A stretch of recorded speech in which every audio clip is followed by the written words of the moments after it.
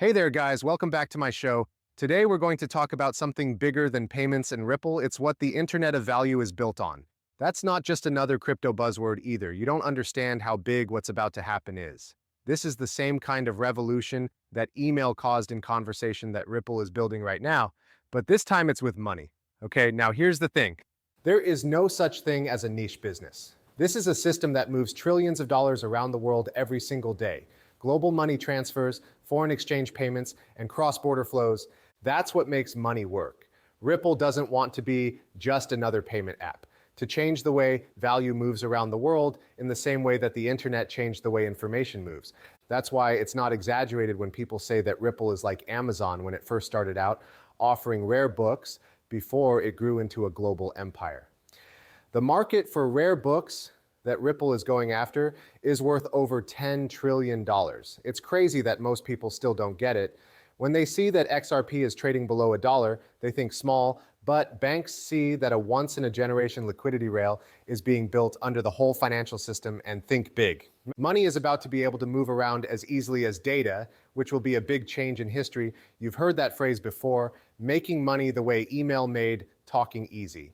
But think about that for a moment. That's not just a guess. And that's exactly what Ripple is trying to do. You can see it happening right now at central banks, big banks, and cross-border routes from Asia to the Middle East. Think about this now. There are trillions of dollars locked up in nostro vostro accounts around the world right now, not moving fast enough. That's cash that is stuck and can't be used. With XRP and on-demand liquidity, Ripple is freeing up cash that was stuck in one place. They are giving banks a bridge asset that can move value in seconds instead of days. This is no longer just an idea. It works properly. And every transaction that goes through the XRP infrastructure brings us one step closer to getting rid of the slow and clunky SWIFT system that has been around since the 1970s. So when people ask, could Ripple ever take the place of SWIFT? It's no longer a dream question. It's a question about time. XRP is better than SWIFT because it can grow, is cheaper, and works with other systems. RippleNet already links a huge number of organizations, and these links are growing. It's not about going up against banks. It's about making them better. That's the part that everyone skips. The banking system is not what Ripple wants to destroy. It's becoming part of it. We're moving from a disjointed, slow, and paper-heavy infrastructure to a fully automated digital liquidity web where money moves quickly and clearly. The best part, XRP is in the middle of that move. It's not jokes or charts that the big players like central banks, asset managers, and payment providers look at. They are looking at speed, compliance, and throughput. That's why Ripple is making enterprise-grade rails that focus on law and compliance, because only networks that are ready for regulators will carry institutional cash when the floodgates open, which they will. To begin with, you need to understand this before we talk about the ETF rumors, the institutional stories, or the chaos with wallet security. The useful internet is not going to happen. It's being built right now, slowly and quietly, and no one can see it. XRP won't just be a number on a chart when that switch flips, and Ripple's network becomes the chosen liquidity layer for the whole system. For the next few decades, it will be like oil going through pipes. Okay, let's start right away. For the simple reason that most people still don't understand how XRP works. The price, the charts, and the hype patterns are all very important to everyone.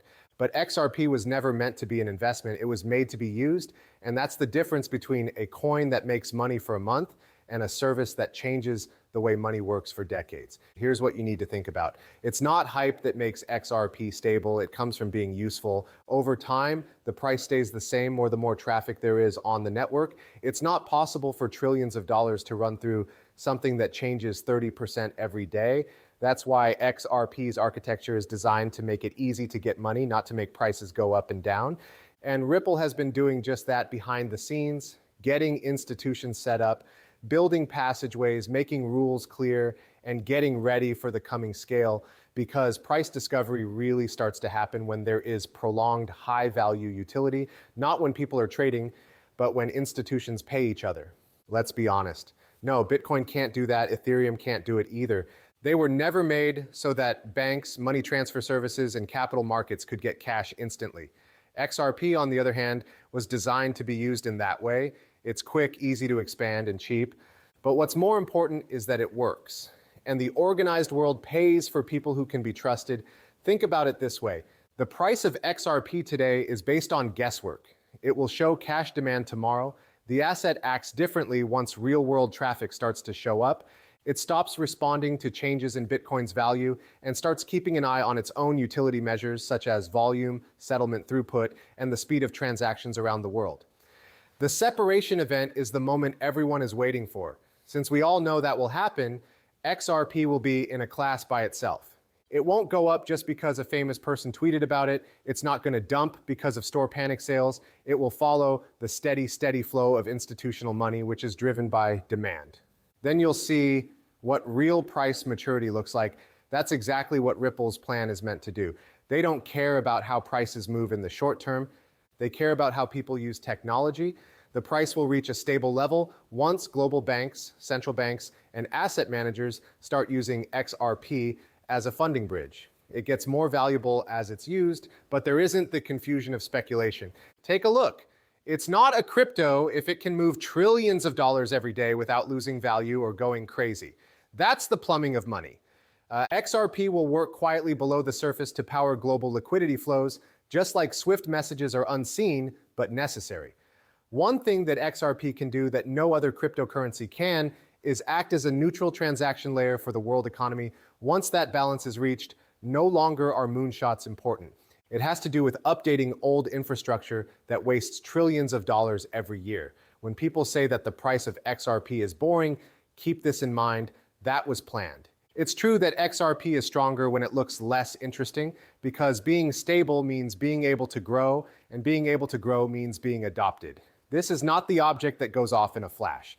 It's the one that gets used everywhere and stays in the background while everyone else looks for the next joke.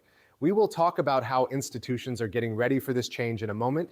We will talk about ETFs, tokenized assets, and the liquidity lines that connect everything, because this market isn't about hype anymore. It has to do with who owns the infrastructure. That's where the real story of XRP starts. Here is the truth. The next crypto market will be very different from the one you're used to now. The base was laid by retail gambling, but the structure will be owned by institutional liquidity. We're now moving into that time. Along with that change, XRP is right in the middle of it. Take a look. Retail money follows stories. They are made by institutional money. Stores look for buzz. Institutions want to be efficient. And if you look at what Ripple has done over the last few years, you'll see that they've been setting up XRP to be the liquidity engine that banks will count on when the system goes down.